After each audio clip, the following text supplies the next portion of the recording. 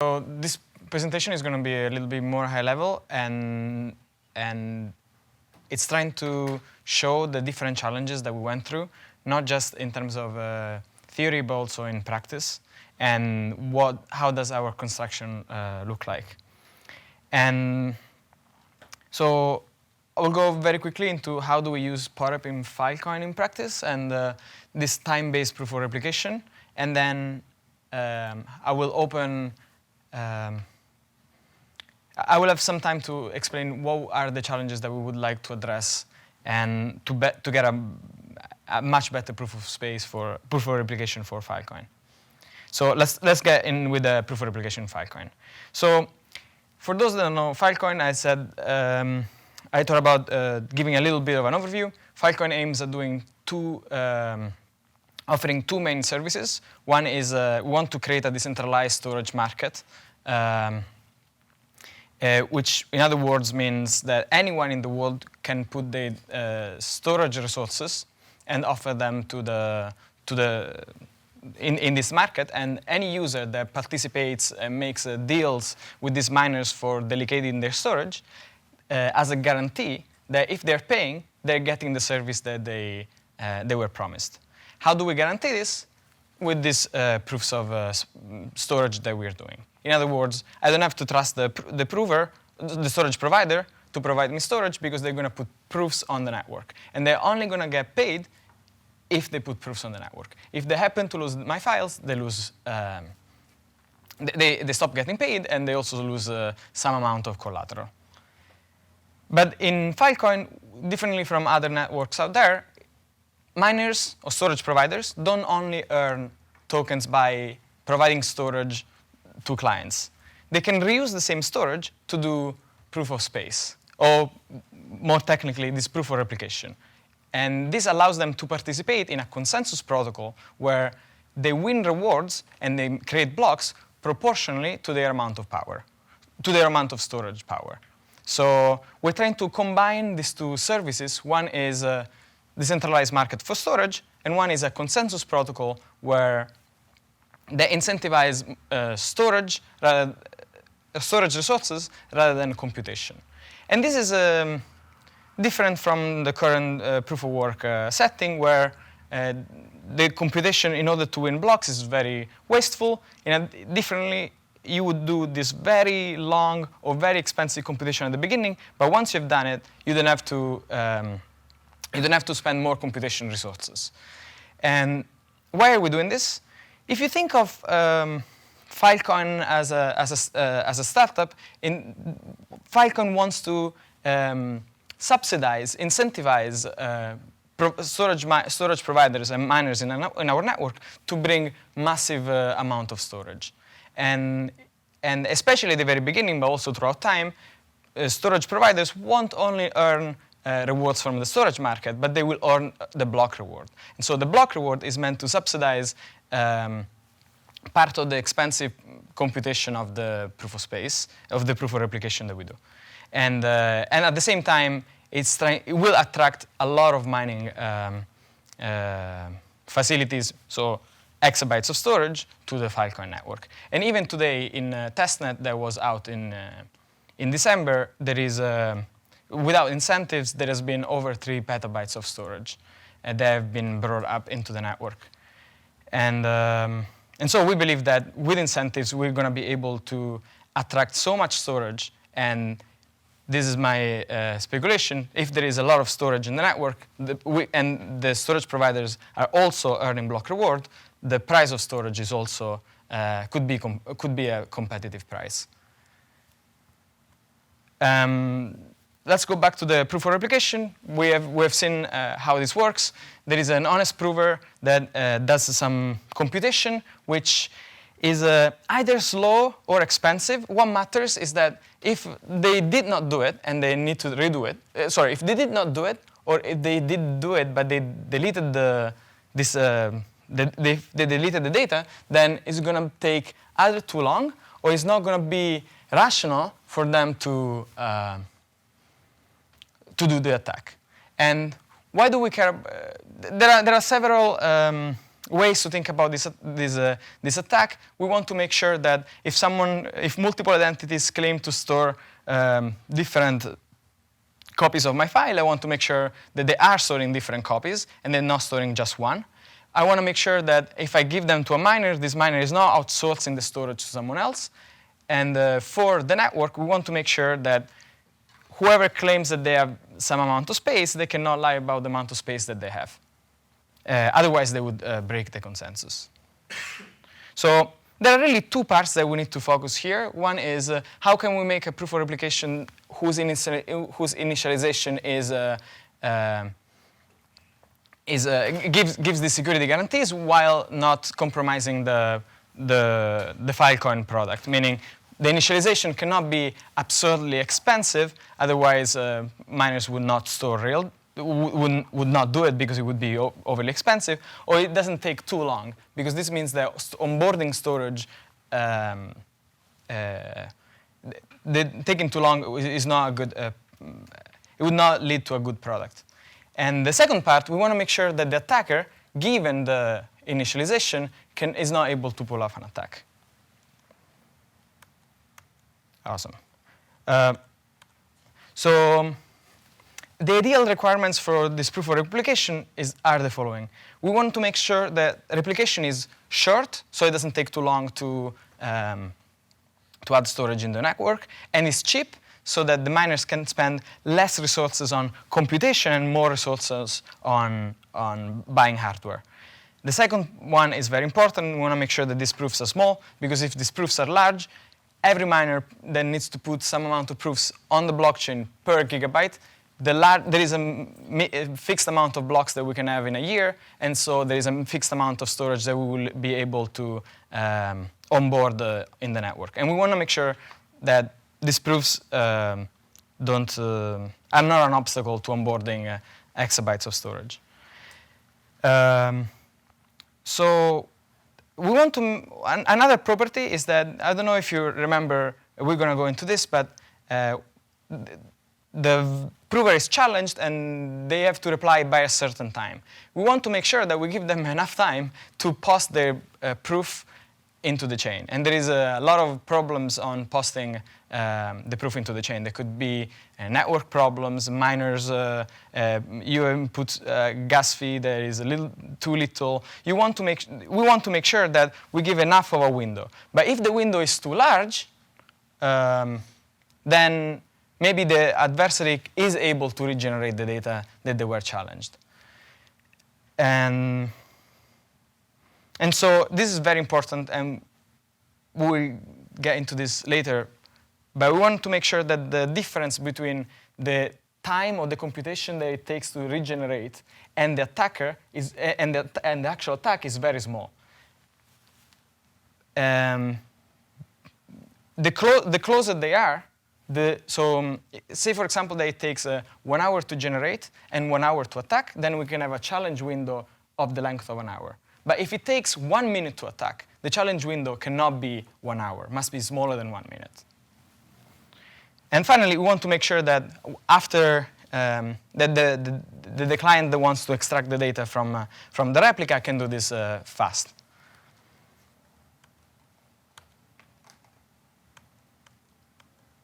It's on ceiling. It's on ceiling. Okay, great. Now we can go into the time-based PoRep.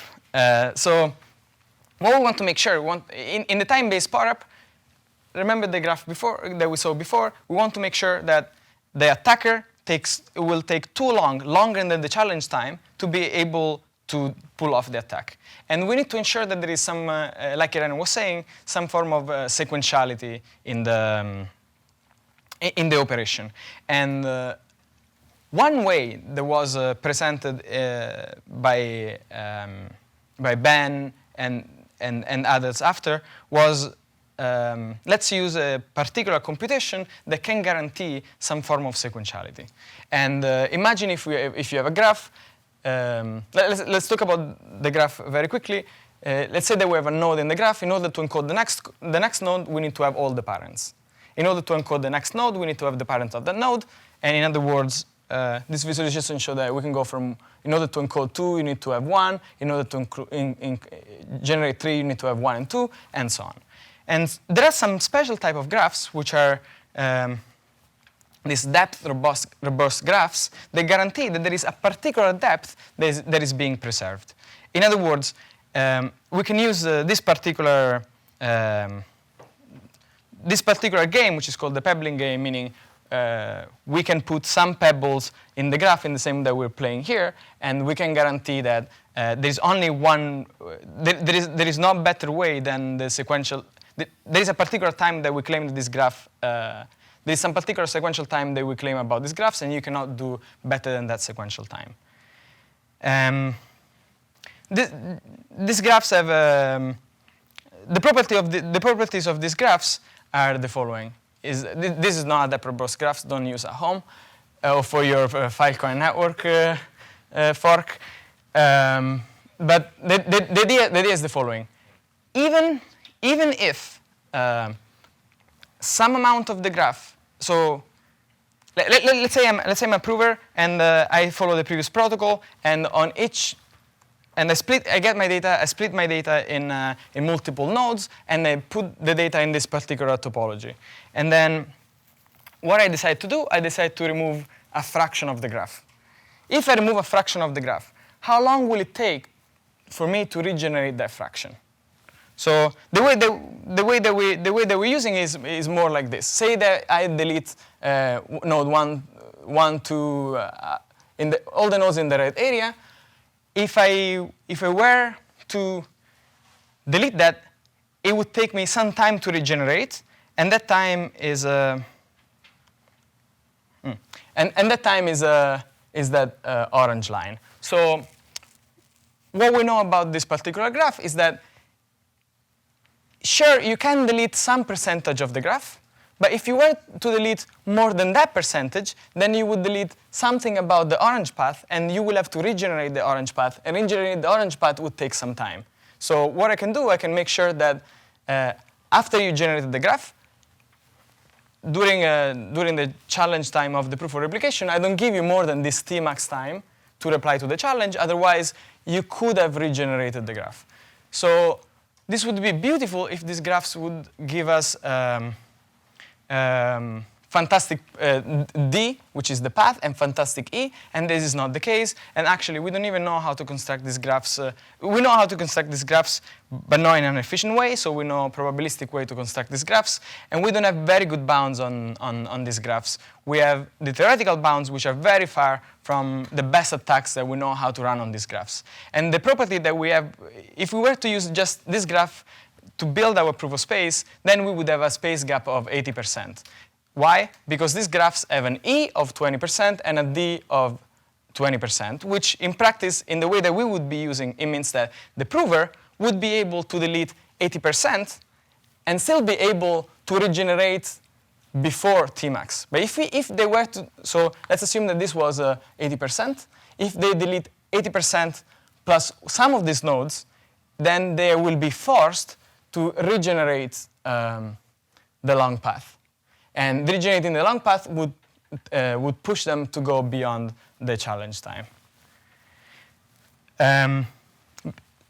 So we understand about the space gap, but this is a very critical number, which is the length of the path. The length of the path is 20%, and this means that the difference between a generation and a regeneration is of 5 times, because it's a 1 over 20 would be 5 times.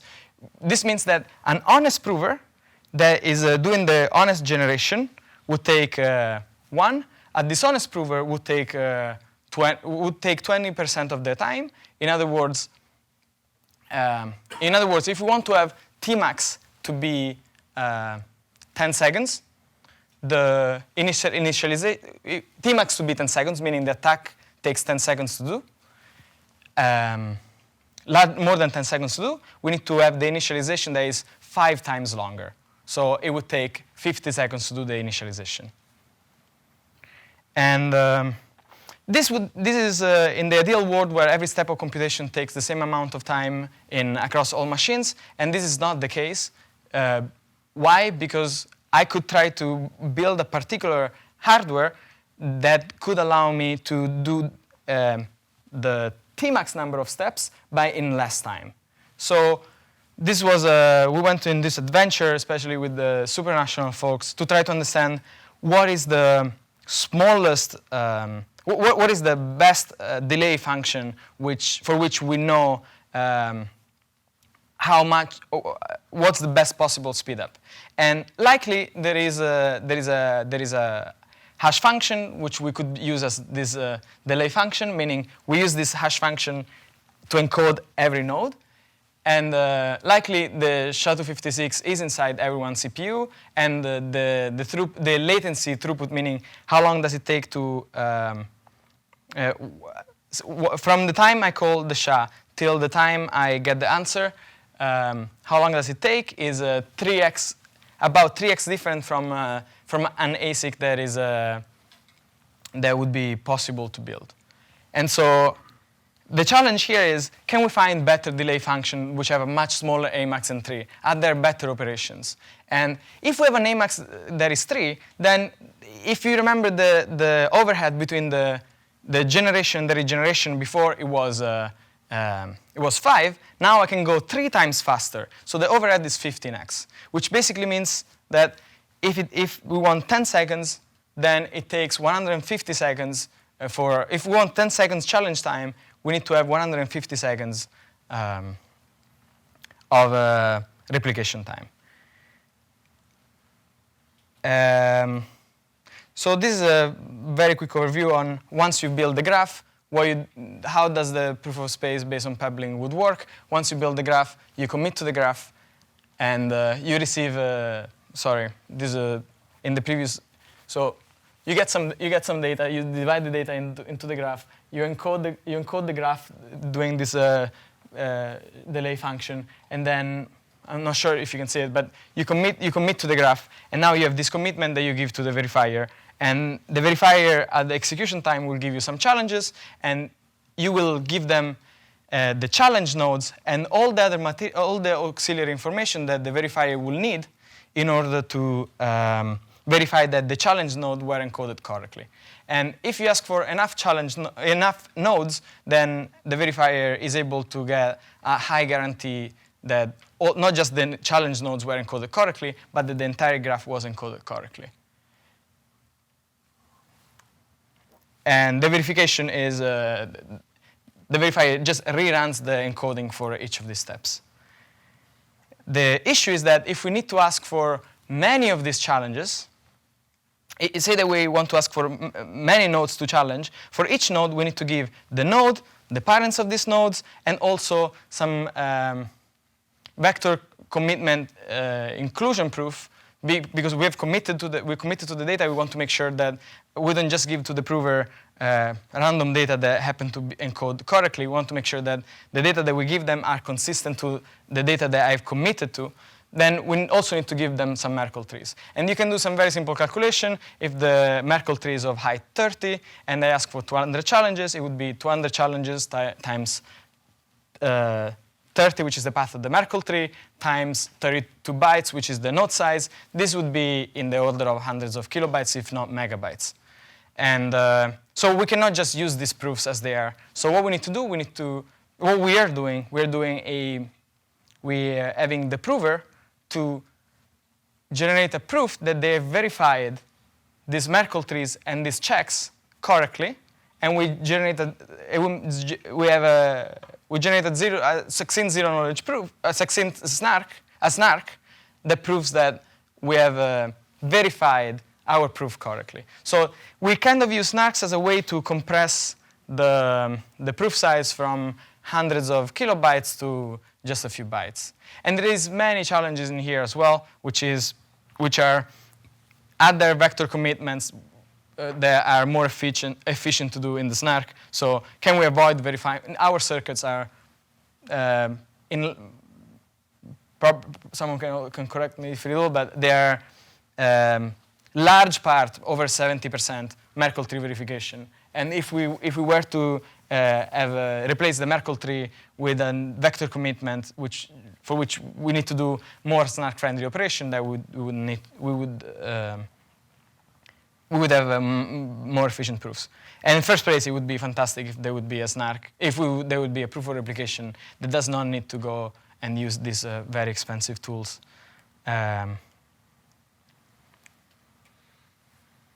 So the space gap is a problem, and we wanted to avoid to have this very large space gap.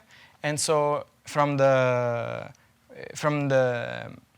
Ben's paper, we have two constructions. One of this is called SDR, and the idea is that we stack multiple DRG graphs, and we connect them in a special way for which we can have a better space gap. Maybe we can run we can have a tight space gap. In other words, we can choose what the space gap is, but we need to do some trade-off with some parameters.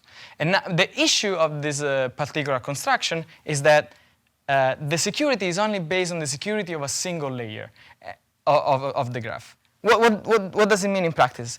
SDR gives us a better space gap, but if there are 10 layers in SDR and the best attack is an attack on a single layer, we know that we can attack a single of this layer with just doing 20% of computation in parallel. Then this means that with DRG, we go 5 times faster. Because we have better hardware, we go 3 times faster, so in total 15. And because the best attack is on one of these 10 layers, then the attacker goes 150 times faster. So we did gain a much better space gap, but now if we want to have a challenge time on 10 seconds, now you will have to wait 1,500 seconds in order to do a proper replication. And so just to summarize the problems the challenges that we had, it would be great to have DRGs with much better theoretical bounds. We kind of solved the problem of having a very large space gap, and the DRG generation of 5x was superseded. We're going to see later on. We do have a delay function which has a small Amax. It's just that it's not SNARK efficient. There are other delay functions that are SNARK efficient, but for which we don't know what the best hardwares are. And it would be great to have a very large challenge time, but the more we do larger challenge time, the more we increase the time it takes to replicate. And SDR requires, because we have multiple DRGs, it requires more complex SNARK circuits. But we came up with several tricks to try to reduce that. And let's say that amongst all the other problems, this is a problem that we're not too worried about. The problems that we would love to have much better. For some of them, we need to have breakthroughs. For others, we just need to. We might need to have different constructions. But this is the state where we are at. And just a quick recap from what we wanted at the beginning. So the time-based proofs cannot give us short, at least in the construction that we've seen, they don't have a short amount of initialization time. And in practice, they also happen to be expensive because of memory requirements, but in spirit, they are meant to be long and cheap. And so let's say that we're not cheap yet, but there is a lot of optimizations that could appear so that they would also be cheap. The on-chain footprint is small, so we have a small proof. We do have a large challenge time, but this means that the larger the challenge time, the larger the replication time. And the thing that we're missing from this particular scheme is fast retrieval. We have other ways for which we can guarantee fast retrieval in Filecoin, but if you were to extract the data from the proof of replication, unfortunately, you will have to rerun the replication, or you will have to you will have to do some form of regeneration attack like the attacker would do in order to regenerate. What I'm saying is that regardless of regardless of the tricks that you could use, it still takes time to extract the data. And ideally, we don't have this. Ideally, we would have in terms of clock time, we would like the retrieval to be much faster. Yeah, here you go. Can I just say something right there? Fast retrieval is the most important problem to solve and to work on. The other ones are important, but we are in conditions that are acceptable. That's the one where we're not in conditions that are acceptable. So that's the one to work on. I think that it would help if you, I think this is a very, very tricky thing to define and specify, right? Because you're looking for this very delicate balance between, we know that if you can do fast retrieval, then it breaks the proof of space, right? So you're looking for some very, very fine-grained crypto idea, so it would really help to define carefully what exactly. Yeah. Yes. Do that? Okay. I'm not going to do this now. Okay. I think this is something that, yes, we need to do. Okay. And we're trying to, we're having some intuition or ideas that we worked on but didn't work as much as we wanted to get faster retrieval. One, and these are three ideas, and then I think that I agree. We don't necessarily just need good ideas. We just need a much better definition that could encompass this. Well, you want a retrieval that's not actually too fast, but it's fast enough. Sure, we need to define what fast means. Exactly. Because, for example, it could be very fast, but it could be very expensive. What we're saying is let's get very precise and clear about the orders of magnitude here, and what, like very practically speaking, what are the times? Because we know those times, right? Like the fast retrieval has to be within 400 milliseconds, and the challenge period and so on is like within the time bound of a disk reading, so that's 4 milliseconds. So that gives us 2 orders of magnitude there to play with, right? And so, and how those relate, we can probably describe that. But those are like the aircraft carriers that we're trying to align, going at really fast speeds. And yeah, getting precise about the numbers is probably something we can do. Probably after the talks, we can get concrete. Right. So I want to give just some intuition on how some construction could lead to fast retrieval, and with a construction which we ended up not using because of small issues in our confidence in security of this construction. But the idea is the following: say that it would take a long time to do a replication, but because of the sequentiality of each of these graphs, but generating the graph would be fast. Generating the replica would be slow, but going from the replica. So say that. Sorry, unfortunately the graph is not really showing. Let's assume that we have the data at the top and we encode the data through these graphs, and then there is a way to decode from the replica up to the data, and we could construct proof of replications where generating the replica is slow. So for someone to regenerate, it will still take a long time. But decoding the data is fast, not because we do less computation. In practice, we end up doing the same amount of computation, but this computation can be parallelized. And if we could parallelize the computation, then we could go fast. The issue with constructions like this is that there is this particular attack, which I guess Joe will dive into later. But the idea is the following: is that say that I generate a replica, and then I use this replica to generate another replica. Then I only store R2, and when I'm challenged on R1, I can just very quickly go up to R1, and I would be able to stack multiple of those. And because going upwards is fast, then I would be able to just extract, get the answers to the challenges that I need, and only have some amount of storage. Only have 1 unit of storage.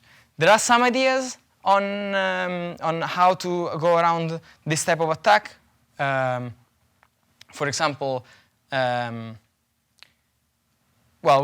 think we should just dive them into later. But we have some ideas on how we would go about the seal stack, but none of these ideas are ideal. And the alternative is if we go into the cost model. In other words, let's say that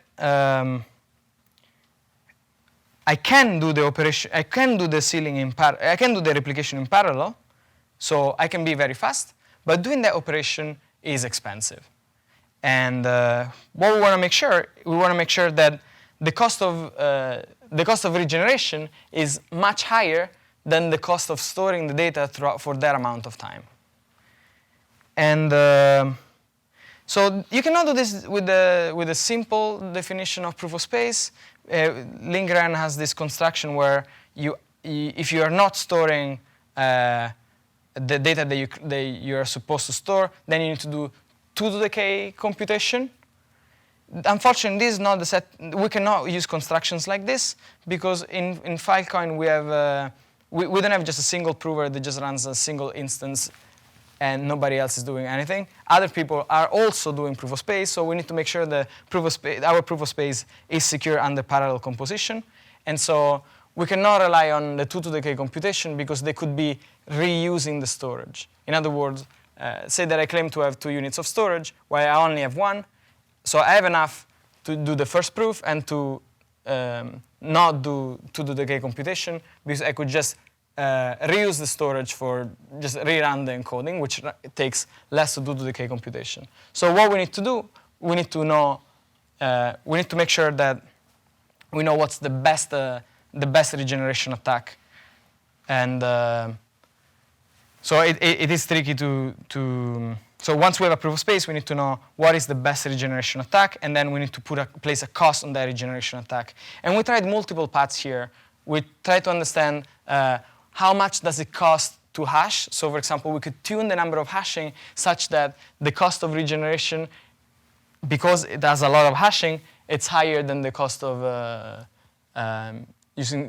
storing the data. Storing the data for, I think that's I don't know if it is. I think these are all per second. This is per second. Storing data for a second takes that amount, and what we want that amount of money. And doing a hash takes it costs that much. So the number of hashing that we would need to do would be so high that the initialization would be almost comparable to a proof of work. So we excluded the hashing, and then we looked into memory bandwidth, which basically is the cost of energy whenever we do so every single time you need to read into memory, you would spend that amount of energy, and we make sure that you do a lot of memory reads such that it would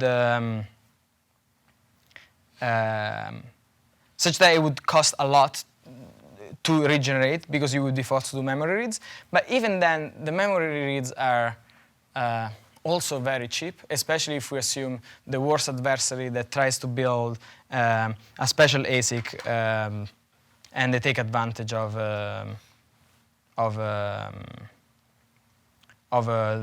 probably areas where the cost of energy is very small and so on. There is a third venue which looks promising, which is instead of counting the cost of accessing memory, this is about say that I have some amount of memory and you are forced to use some of that memory consistently throughout the computation, then you could not use that memory for something else. And while before we were thinking about the cost of accessing memory, now this is if we could force some computation to keep some amount of memory, then we could force the attacker to buy a lot of RAM units, and this venue looks promising because the cost of RAM is very high. And so if we force the attacker to fill their RAM, they cannot reuse their RAM for something else during that time. And so if they want to pull this attack on a small sector, it has a particular cost. But if they want for a small file, it has a particular cost. But if you're doing this for petabytes of storage, then you need to have the order of terabytes of RAM there, whose cost is very high. So I think there is something in there to be explored a little bit more. And but that would make the computation expensive.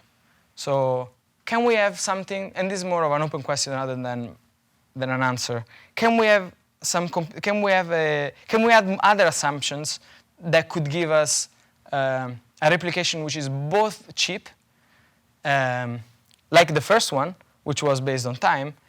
Sorry, it was not meant to. Yeah, both cheap and fast, like those that are based on cost. And let me give you, this is an intuition, which was the original intuition with Filecoin, was that we can run some initialization, and we continuously check. So we run an initialization that takes a small amount of time. And then such that we know a particular Tmax, meaning we need to be challenged. So let's say that it takes 1 minute to initialize, and you have 10 seconds to respond to a challenge. You would have to respond to a challenge every 10 seconds. And how do we enforce that someone is challenging you every 10 seconds? If we use primitives like verifiable delay functions, then we can force the prover to wait some time, prove that they waited some time, generate a proof, prove that they waited some time, and generate a proof. And so this would make sure that we can have a large challenge time. They would spend most of the challenge time doing this alternate construction with VDF and execution. And then they can still have some time, which is this Tmax, to be able to reply on time. So it looks like that there might be space for proof of replication that is both there's both cheap initialization and is also a very fast initialization. And this would allow us to get this ideal proof of replication that guarantees faster retrieval. And I said a lot of things with this one, and this is all I want to say. I don't know if we have time for questions, but most of these questions we should dive into the workshop, because I think there is a lot that we can explore amongst all the things that I said.